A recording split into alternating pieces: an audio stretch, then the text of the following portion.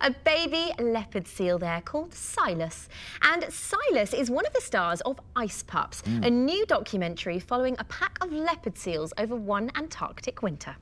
Hydrogeleptonics, to use the Latin term. Yeah, I'm doing a little bit of reading, so... Someone's very keen. Yeah, well, I'm keen. I'm keen to give of my best.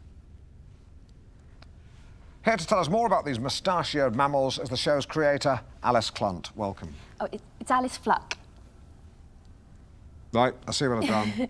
So, Alice, this isn't your first time getting close to the animal kingdom, is it? Once upon a time, you were shortlisted in the Shell Wildlife Photographer of the Year competition. Many moons ago, yes. The oil company, Shell. They used to sponsor it, yes. Well, do you know what? Good for them. I mean, you know, they get a lot of stick, don't they, for the Exxon Valdez oil spill. But then they sponsor a prize for animal photos, and you think, maybe it's time to take a fresh look at Shell.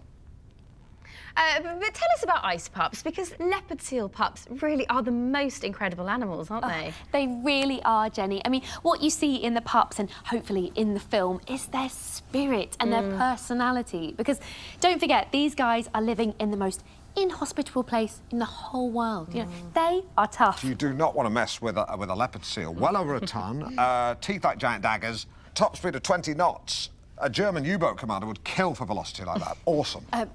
Well, what you see in the film, they do have this wonderfully playful side as well. And how? They toss penguins around like a rag doll and batter them against the sea till they're dead. Just wait for it, for fun. Brutal. Well, they're mischievous, certainly, and that comes from just being so intelligent. Well, the Allies trained them to deliver mines strapped to their backs to scuttle enemy craft in harbour. Boom, successful. We don't really touch on that on this film. This film is more about them in infancy and adolescence, and hopefully it's one the whole family can enjoy. Wrong tone. Wow, they're plucky little so-and-sos, though, aren't they? They have to be. You know, they're only weaned for a month, and then it's up to them to fend for themselves. Oh, breaks your heart, doesn't it? When you're around them such a long time, it is hard not to get attached. Oh, I think I'm a bit in love. Bless them. They're the most adorable little creatures. They seem to have such personality. You almost want to give them a name. Well, this one's called Silas. Yeah, but I know. I mean, a better one, though, like Richard. Oh, I don't know whether to eat him up or wear him. Do you know what I mean, though? I suppose Eskimos do both. Well, you find leopard seals in the Antarctic. Falklanders, then.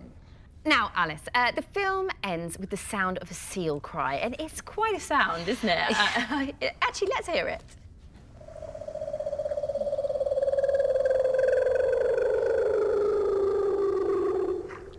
Not a sound you forget. No.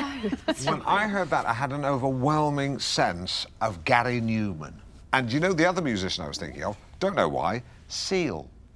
I do know why. It almost sounds sort of philosophical, doesn't it? I don't think that's the right word, Jenny.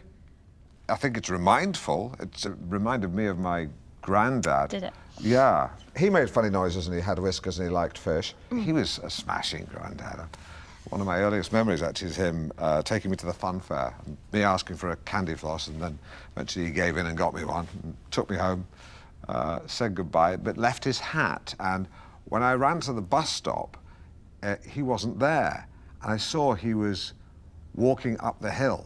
That's when I realised he'd spent his bus fare on my candy floss. Grandad Graham. Grandad.